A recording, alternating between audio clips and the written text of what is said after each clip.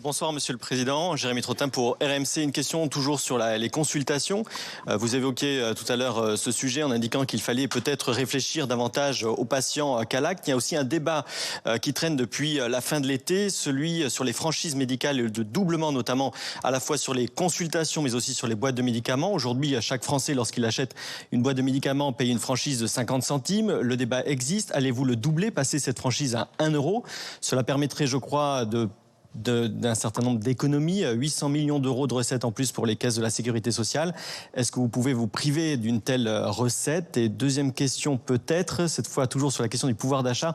J'ai pas très bien compris si les Français allaient voir leur électricité augmenter de 10% ou pas tout à l'heure quand vous avez répondu à la question de mon collègue de TF1.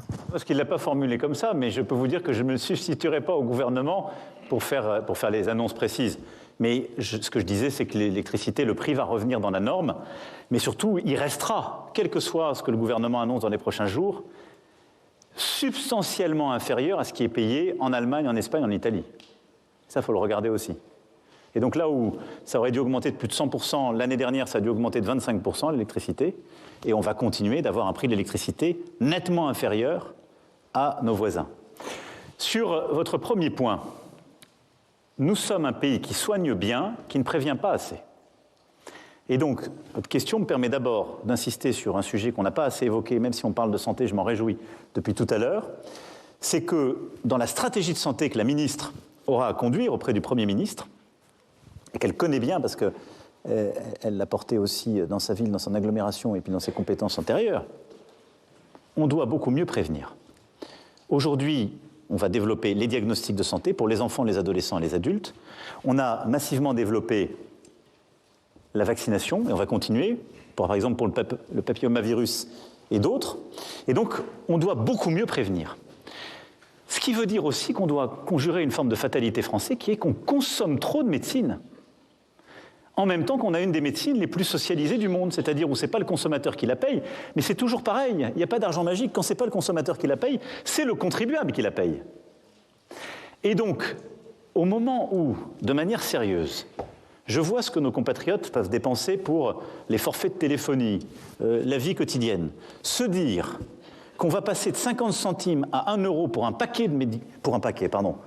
médicament, une boîte de médicaments, je n'ai pas le sentiment qu'on fait un crime terrible. Je pense que ça responsabilise et que c'est une bonne mesure. Et il faut responsabiliser sur la consommation. Par contre, ce qu'il faut garder, c'est un élément de justice.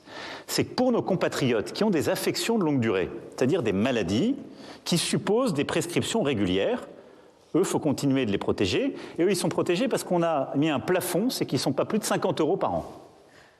Ça, il faut le garder. Donc on va faire quelque chose de juste, je crois. C'est-à-dire qu'on responsabilise. La médecine, le soin, les médicaments, ça ne coûte pas rien. On prend déjà beaucoup en charge, quasiment tout. Et donc oui, moi je pense que c'est une bonne chose de passer de 50 centimes à 1 euro par boîte de médicaments. Franchement, ça ne me choque pas quand je vois ce que coûtent beaucoup d'autres éléments de la vie quotidienne, qui sont moins essentiels que le médicament, quand il est prescrit ou quand il est important. Et à côté de ça, on va continuer de protéger ceux qui ont un besoin de consommation régulière parce qu'ils ont des affections de longue durée, et ils continueront à avoir cette protection parce qu'ils auront un plafond de 50 euros par an pour ce reste à charge. Parce qu'il faut responsabiliser.